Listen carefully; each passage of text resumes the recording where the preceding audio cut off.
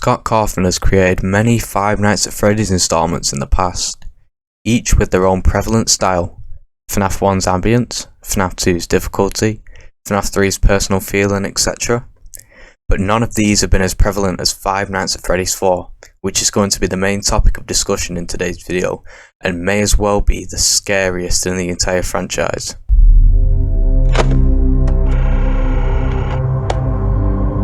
Before we get into today's video, I just want to quickly remind you that if you enjoyed today's video, make sure to leave a like and subscribe, as it helps support the channel in what I do, and if you disagree with the points I make in this video, that's completely okay. We all have different opinions. Firstly, let's look at the history of FNAF.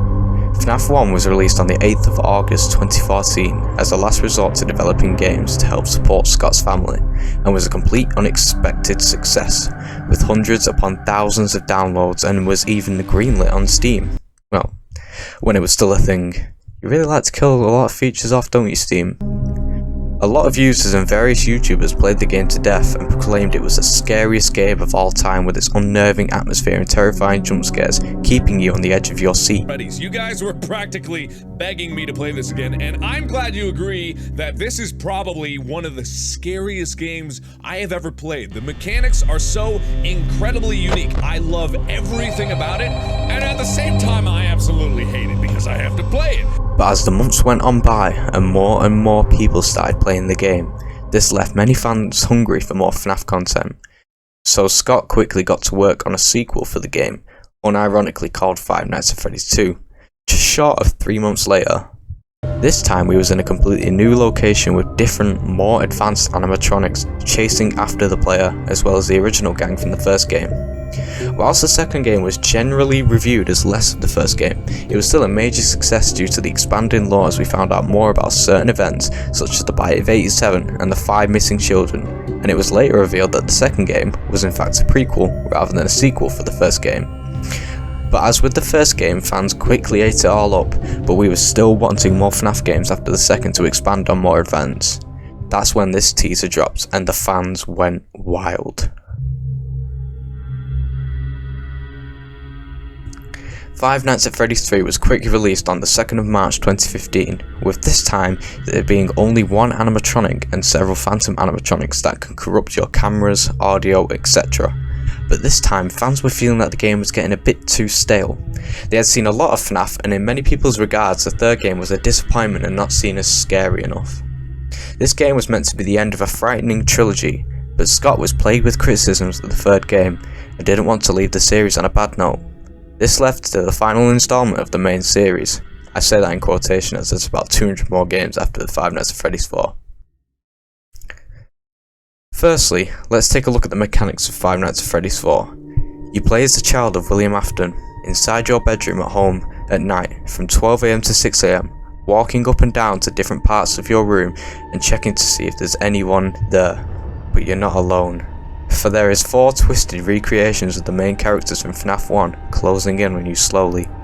It's only a matter of time before they get to you.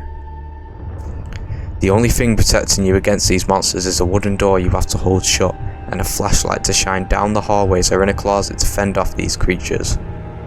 Now what makes this different from the first 3 games is notable. As soon as you burn into the first game, you'll notice that the game is very quiet, almost to the point you can hear dogs barking in the background, crickets chirping, and the faint swoosh of a car passing by the house. Here, I'll play an extract of the game's ambience. Just listen to the faint noises.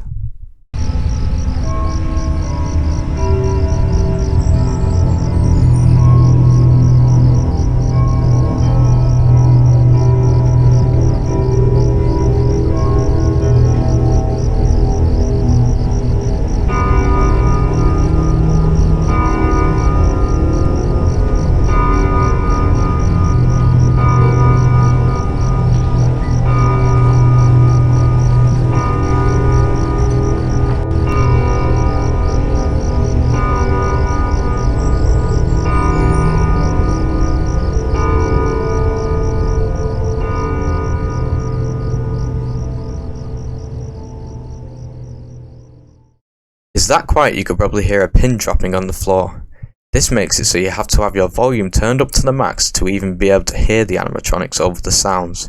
To give you an idea of how much this impact makes, listen to the noises of walking animatronics from FNAF 2 and then FNAF 4.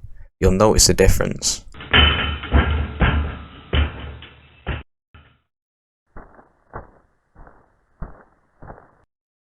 Then we get to defending yourself. When running up to doors, you take a slight chance every time flashing the light. You sit there in the darkness for seconds that feel like hours on end, waiting to hear the very faint sound of an animatronic lurking on the other side, breathing in your face. If you hear anything that remotely sounds like breathing, you need to shut the door immediately. Wait a few seconds for the audio cue of an animatronic leaving, and open the door. If you don't hear breathing, consider yourself lucky. Flashing the light down the corridor will push the monsters back, giving you vital more seconds to live. You see the tension I'm building up here, just by reading the script? This game is in a completely different league to the others when it comes to atmosphere, making you halt for a few seconds, desperately listening out for breathing at a door, not knowing what's staring right back at you creates a sense of fear and dread I personally believe makes this game 100 times more scary than any other FNAF game could. And it's not only the gameplay that makes you feel dread. The minigames give us faint pieces of story, subtly hinting as to why this traumatized child is seeing these terrible monsters, for he is in a coma after being bit by one of the main characters, Fredbear. Which leads on to the final few nights you come face to face with the most terrifying animatronic I believe I've ever seen. Fredbear moves very fast constantly, switching from side to side and laughing at you while he does it. I'll play a clip of his laugh now. A nightmare is a recolor of Fredbear, made to represent the crying child's true fear, and could potentially represent the vision of death. We can see that he's in another league just by his jump scare.